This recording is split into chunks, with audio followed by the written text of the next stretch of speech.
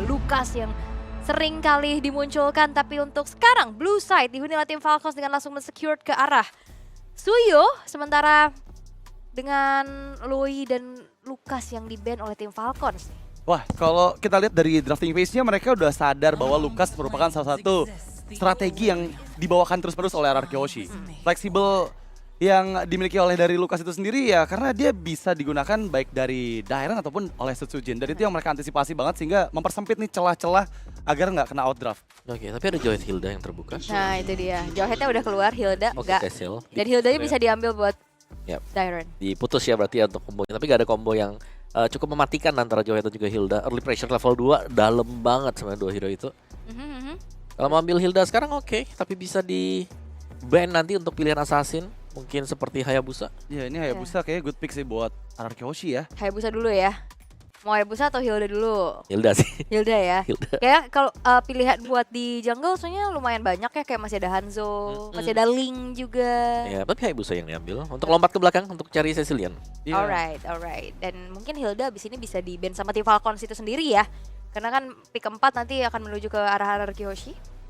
Mungkin sekarang bisa ban lagi ke Glue, Cici. Standar ya? Standar ya. Oh enggak, tapi ternyata lebih ke Super Marco. Wow, Moskov yang hilang untuk kali ini membuat setidaknya pilihan-pilihan hero lain untuk di gold lane itu bisa lebih mudah ditangkap dibandingkan dengan Moskov dengan Spear of Mystery-nya yang menggagalkan inisiasi dari Hayabusa nantinya. Dan Hilda ya ini yang jadi patokan karena biasanya RRQ Hoshi yang selalu melakukan banning ke arah Hilda. Hilda Pove. Dan kali ini masih terbuka sejauh ini. Iya, Fovius masih buka ya. Iya. Terus ada kan. Salah satu hero kemenangan juga buat RRQ Hoshi. Atau bisa di-ban nanti di ban kelimanya. Ya, tapi banyak sih. Salah satu antara Hilda dan Fovius. Badang juga ada. Lah iya benar juga. Lumayan dilema. Soalnya Darren lagi lumayan spam badang ya. Ya lumayan banget. Dan Hilda yang di-ban memang. Ini entah ya. Aku datang dengan ekspektasi nggak ngeliat Hilda sebenarnya di Mobile Master. Akhirnya. Tapi Hildanya banyak banget. Sebenarnya kalau ngeliat dari MPL kemarin satu player yang menurut aku sukses membawakan draft dari Hilda tuh Onyx sih, Ryota ya. Ryota ya. Sisanya kayak ya jadi sandbag aja gitu. Tapi kalau di SPS Mobile Master kita lihat gimana Aran ya yang selalu berhasil Iya. mengeksekusi Hildanya gitu. Oke, tapi Bruno yang ban. Iya, lagi-lagi antisipasi ke arah Super Marco. Menghilangkan potensial pick yang memang bakal ngeganggu Setsujin nantinya dengan hero-hero yang punya efek CC di gold lane. Iya, Super Marco inget ini juga gak sih? Matrix kalau aku. Matrix ya. Tricks. Cuman Matrix susah buat escape ya sebenarnya kalau kena dengan Hayabusa juga. Kalau Brody, Brody sebenarnya oke. si Super Marco juga kan? Brody? Super Marco juga. Uh-huh. Dua opsi lah. Dan Brody bagus buat lawan Hayabusa, tapi untuk landingnya nih lawan Iya. Arit itu Iya. masalah. Dan juga terlalu out of meta ya sekarang ya. Kita belum lihat tadi ya Brody muncul di Belum. SPS Mobile Master. Di MPL Philippines ya yang muncul ya. Iya, tapi lumayan loh buat Brody sebenarnya ya. Sebenarnya. Oke banget Brody. Dan yang menarik di sini ada kunci yang sempat dimention juga sama Om Wawa, Tigreal dari Idok nih. Mereka antisipasi. Tigreal. Ya jangan sampai kejadian yang kemarin ya. Iya. Kayak Tigreal cuma pencet implosion selesai. Flicker Implosion. Flicker implosion. Jangan lupakan itu ya. Tapi banyak sih untuk pool hero dari Idok juga ya. Kayak yang sebenarnya udah lumayan hilang nih Ruby. Badang. Oke. Ya kan Ruby Idok. Franco juga masih Franco. buka ya, tapi Iya. Badang dulu yang diamankan. Ya menurutku gak ban Franco juga masalah loh tim Falcons. Karena kemarin Iya. mereka ketemu dengan Johead, dihadapin langsung dengan Franco di last pick. Iya, itu juga jadi momen penting untuk RRQ Hoshi nanti untuk di last pick mereka ya. Karena Badang ini masih cukup fleksibel. Kalau mereka butuh badan lain mungkin Badangnya bisa digunakan oleh Idok dan butuh badan-badan yang tebalnya ada high loss yang masih terbuka, Gatot juga masih available. Tapi tim Falcons sih menjawabnya dengan apa? Karena beberapa hero dari Super Marco udah nggak ada. Glue? Yang aman untuk gold laner Glue sejauh ini Iritel. Iritel kan? Ya, Iritel pilihan yang tersisa ya. Yep. Kayak atau kalau misalkan emang mau main lebih luas lagi, Cloud ya Om. Cloud ya. Cloud. Masih cukup potensial juga buat split push, buat tabrak belakang. Walaupun Cloud secara laning cukup lemah. Wow, Cloud Hylos. oke. Terima kasih. Diwujudkan. Diwujudkan. Oh, Cici, Badang Rom ternyata. Oke, ini dia yang tadi sempat kita bahas di mana Badang cukup fleksibel untuk RRQ Hoshi dan kali ini Cici yang untuk di match pertama tadi mereka selalu antisipasi ke arah Cici dan sekarang mereka gunakan di tangan dari Dairon. Wow. Yap. Tapi berarti ini untuk menangkap sih. Aku lebih penasaran buat Arki Hoshi. Mereka tidak punya single target lock yang benar-benar pasti juga. Dan ya ini bisa jadi permasalahan nanti seandai kata gamenya benar-benar sampai ke late game. Karena ada power dari Cecilion dan juga Cloud. Yep. Jadi lumayan greedy sebenarnya buat tim Falcons juga memainkan draft seperti ini. Iya ya, tapi RRQ mereka akan harusnya kita tahu ya bagaimana agresivitas dari mereka, terutama Dairen yang aktif banget juga untuk ngacak-ngacak nyari-nyari informasi. Dan apalagi sekarang tipikal roamer dari Idok juga yang harus memaksa dia bermain agresif juga kan dengan badang yang digunakan. Namun, mampukah tim Falcons memanfaatkan draft untuk asuransi late game mereka, split push power mereka juga, ataukah RRQ masih akan memegang game rate mereka di game yang pertama? So, Omawa, Reddit Overkill, let's rock the Land of Dawn. Let's go to the Land of Dawn. Thank you so much Al untuk introductions-nya, dan sekarang kita lihat match penutupan dari kedua tim yang masih memperebutkan posisi peringkat pertama dari grup B. Akankah game rate dari RRQ Hoshi dihancurkan atau justru RRQ Hoshi lah yang bisa mempertahankan keadaan? Tapi kali ini lihat gimana Idok bermain dengan sangat agresif, men-trigger retributions dari KLTZ, dan itu membeli waktu cukup banyak sih. Dan lihat di sisi lain Sujin yang mengambil orange buff milik KLTZ. Oh ini aku suka banget sih, RRQ Hoshi mereka menunjukkan sesuatu yang sangat bagus, dimana memang ya kalau lawan menggunakan Jowhead, orange buff pasti dicepetin. Dan Sujin tinggal masuk tadi, karena sudah low HP, dia masuk retribution, dia bisa langsung keluar juga. Dan ini membuat tim Falcons, mereka cukup pincang sebenarnya di early game, karena KLTZ tanpa orange buff. Dan itu skenario yang sangat-sangat baik untuk menjawab Jowhead dan juga Suyo yang sekarang membuat RRQ Hoshi bermain lebih agresif. Flicker dikeluarkan tapi tertangkap, efek stun. Rins dikejar, KLTZ yang berhasil mendapatkan first blood-nya. Dilempar ejector Flicker oleh Ogwen dan Sujin pun down. Kali ini Idok belum berhasil memang menyelamatkan nyawa dari dua member RRQ lainnya. Meskipun RRQ kehilangan lava golem, tapi ini kerugian yang cukup fatal untuk RRQ dari keuntungan mereka. Ya, yang ternyata dari tim Falcon juga mereka bermain lebih agresif ya. Kehilangan orange buff, mereka bermain agresif, mereka memaksimalkan power dari Suyo itu sendiri di level 3 tadi. Langsung nabrak, dan kita bisa melihat berapa besarnya damage yang sudah terakumulasi dari Suyo. Ya, dan jujur itu pergerakan yang sangat cepat juga dari Falcons untuk menjawab ya. RRQ mereka dibuat sedikit ada kesalahan karena terlalu maju dari Sujin yang tadi berhasil dipanis balik oleh member-member Falcons, terutama Ogwen dan juga KLTZ yang bersiap. Tapi kali ini kondisinya Turtle sudah mulai dikuasai oleh tim Falcons. Retribution yang dikeluarkan tapi gagal, dan Dairen menjadi penyelamat dengan lasit ke arah Turtle yang membuat keuntungan berlipat untuk RRQ Hoshi. Bahkan Flaptazy tereksekusi, View tertinggal.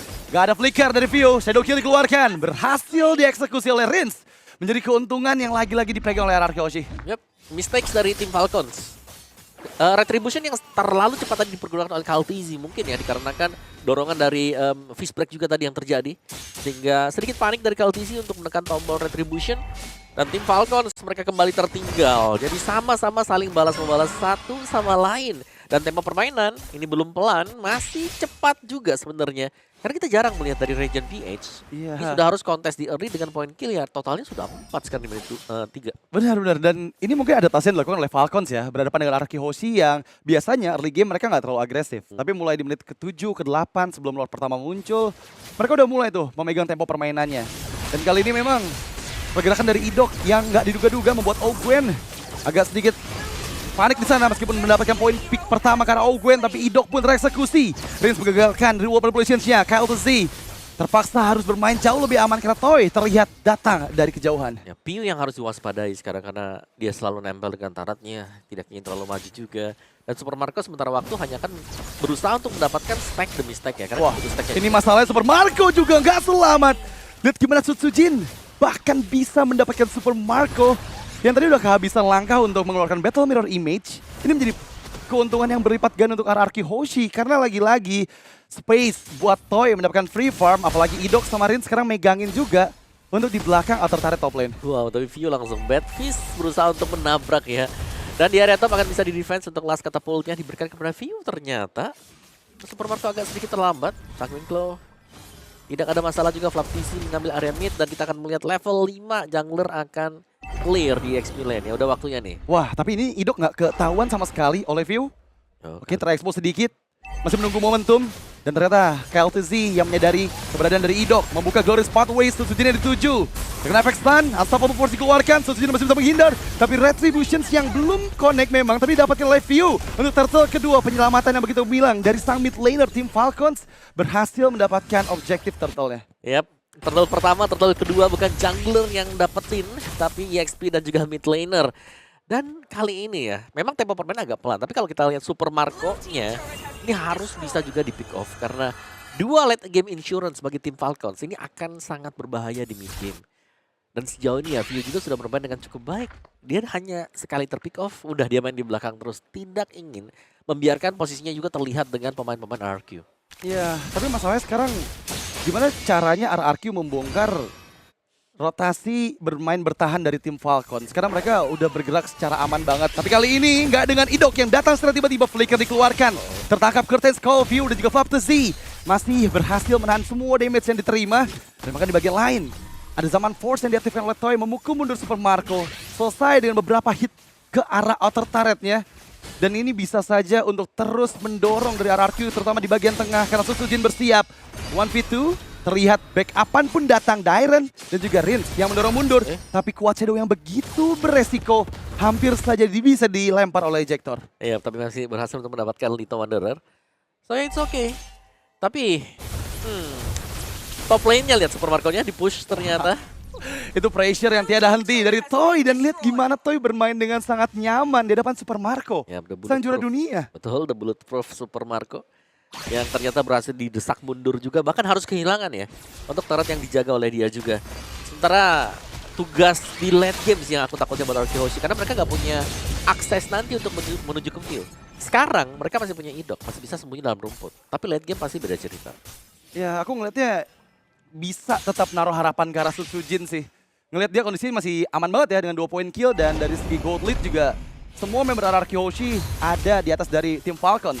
Tapi kondisinya akan segera berubah pastinya di turtle yang ketiga. Setup seperti apa yang akan dilakukan karena conceal play yang dilakukan oleh tim Falcons. Menuju ke bagian tengah, Gwen masih menunggu momentum. Dairen yang terexpose, Ejector dikeluarkan. Removal position yang berhasil memberikan cover dan bahkan Faptzy dan Kael'thas down. Lihat gimana Susujin menggunakan shadow kill di timing yang tepat. Memukul mundur Super Marco. Dan kali ini turtle ketiga milik RRQ. Yap, pasti jatuh ke tangan RRQ karena Faptzy yang tumbang juga dan nice play tadi. RRQ Hoshi berhasil untuk memenangkan team fight yang sangat rapi. Wah, tapi Ejector itu bagus banget meskipun Rince tereksekusi. Tapi RRQ nggak tinggal diam, mereka mencoba mencari pertukaran dengan Super Marco yang ditangkap dengan fist break. Untungnya masih ada Battle Mirror Image. Tapi nggak hanya kerugian itu saja karena mereka pun kehilangan outer turret mid lane. Yap. Banyak ya, dan targeting dari Gwen juga untuk melempar satu hero. Ini belum bisa langsung dipastikan tumbang. Dan itu jadi PR untuk tim Falcons lagi kah Ejector? Oke, menghindar dengan First Strike. Tapi lihat gimana Susujin. Shadow kill yang tepat dikeluarkan setelah menghindar dengan Quad Shadow yang menundukkan bagian belakang. Kael'thas yang dikejar dan Kael'thas pun down untuk kedua kalinya. Dairen yang berhasil menyelamatkan momentum dari Susujin yang kehilangan Quad Shadow tadi. Yap. Semuanya habis satu demi satu tim Falcons. Mereka sudah berhasil untuk dipukul mundur oleh RRQ Hoshi dan lambat laun. Jungle mereka juga diinvasi. Kali ini RRQ Hoshi pegang kendali sangat dalam. Wah, dan bahkan Faptzy nggak dikasih escape. The God itself langsung dimakan bulat-bulat oleh RRQ Hoshi. Dan sekarang lihat gimana, seperti yang tadi kita udah bahas, tempo permainan RRQ Hoshi meningkat di menit ke-8. Dan lihat gold lead mereka hampir menyentuh 5.000. Itu terlihat di awal pelan ya. Dengan kill point juga nggak jauh banget, belum sampai ke double digit. Tapi mereka sudah berhasil untuk menguasai bagian bawah. Mid-tar juga sudah pecah ini buat tim Falcons, yang berarti lebih sulit lagi untuk Vision mereka menjaga buff demi buff. Dan kita jangan melupakan greedy draft dari tim Falcons. Dengan menggunakan Sicilian bersama dengan Cloud, ini mereka butuh waktu loh buat bisa jadi juga. Iya, dan itu yang lagi-lagi diuntungkan dari draft yang dibawakan oleh Coach Cascute ya. Karena mereka menghilangkan Moskov, menghilangkan Bruno juga tadi di akhir, serta Granger yang nggak ada dalam pilihan. Ini membuat dua late game insurance dari tim Falcons benar-benar dibuat kerepotan karena mid game-nya udah mulai diacak-acak oleh RRQ Hoshi. Ya, berarti sih dominance size juga. Dan Toy-nya terlihat akan sangat bebas sekali sih kalau buat Toy. Ini kita juga belum melihat siapa yang bisa nangkap Toy dari sisi tim Falcons. Toy di sini percaya diri banget ya, nggak bawa prepaid. Ya, mungkin pakai flicker juga bisa sebenarnya buat dari Unstoppable Force ya. Karena Gwen dari tadi juga targetnya ini yang ada di depan, bukan yang ada di bagian belakang. Oke. Lord, yang pertama setup dilakukan, RRQ Hoshi bersiap. Yang perlu kita waspadai adalah pergerakan dari Idok yang masih bersembunyi. belum diketahui oleh member-member dari tim Falcons lainnya. Dan sepertinya mereka merelakan saja untuk Lord yang pertama sambil menunggu untuk Super Marco mendapatkan semua farm di bagian bawah. Ya, nanti bakal lama untuk Super Marco kalau mau dapetin itemnya. Jadi ini bisa lebih jauh lagi sebenarnya buat Arky Hoshi bisa leading.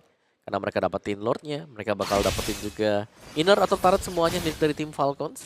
Dan bahkan ya di bagian bawah ya, Sutsujin akan bisa keep farming terus-terusan ya. Ini lebih ke membiarkan ya. Kalau dari sisi tim Falcons, Super Marco-nya yang harus jadi banget. Masalahnya dikasih waktu tersebut nggak tuh sama Arky Hoshi yang sekarang memang mereka bermain dengan sangat-sangat agresif. Temponya meningkat setelah di menit 7-8 tadi. Bahkan kali ini Ogwen tertinggal. Tabrak. Sedikit menghindar dengan dia conceal play dan untungnya masih bisa diselamatkan.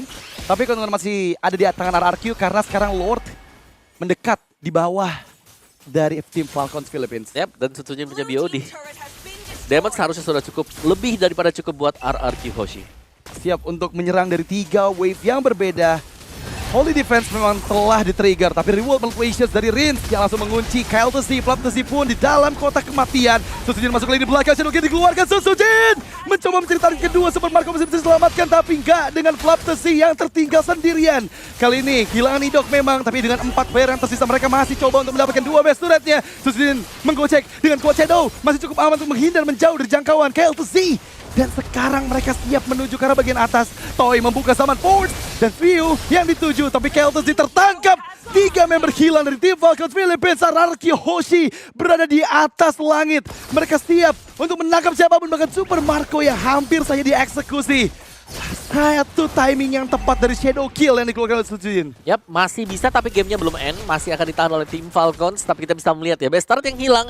Pertanda tim Falcons mereka sudah sangat melemah untuk bisa keluar dari area base. Apalagi dengan perbedaan gold yang sangat jauh. Yang kalau kita lihat juga goldnya semuanya leading dipegang oleh RRQ Hoshi. Bahkan, waduh Lek Daeran. Wah. Duitnya banyak banget ya, 3.200 leading. Dan itu Flap Tesi masalahnya. Hylos yang memang bisa dipegang banget dengan Cici. Betul. Dan lagi-lagi kita lihat gimana inisiasi yang dilakukan oleh RRQ Hoshi dengan masuk ke Sutsujin di bagian belakang. Direct double kill. Mencari target ketiga karena Keltosi pun hilang. Menyisakan 2 member saya dari tim Falcons. RRQ Hoshi mengacak-ngacak roster juara dunia. Bahkan kali ini mereka bisa melakukan one straight push-nya karena hanya ada View dan juga Ogwen. 2 member terakhir dari Falcons Philippines yang seperti yang gak bisa bertahan karena Sutsujin lagi-lagi The Mercenary masuk lini belakang. Ogwen down dan 12 menit yang dibutuhkan untuk RRQ The King of Kings mendapatkan game yang pertama. Yap, kemenangan yang sangat-sangat penting tadi juga untuk bisa mensecure top 1 untuk grup bisa diambil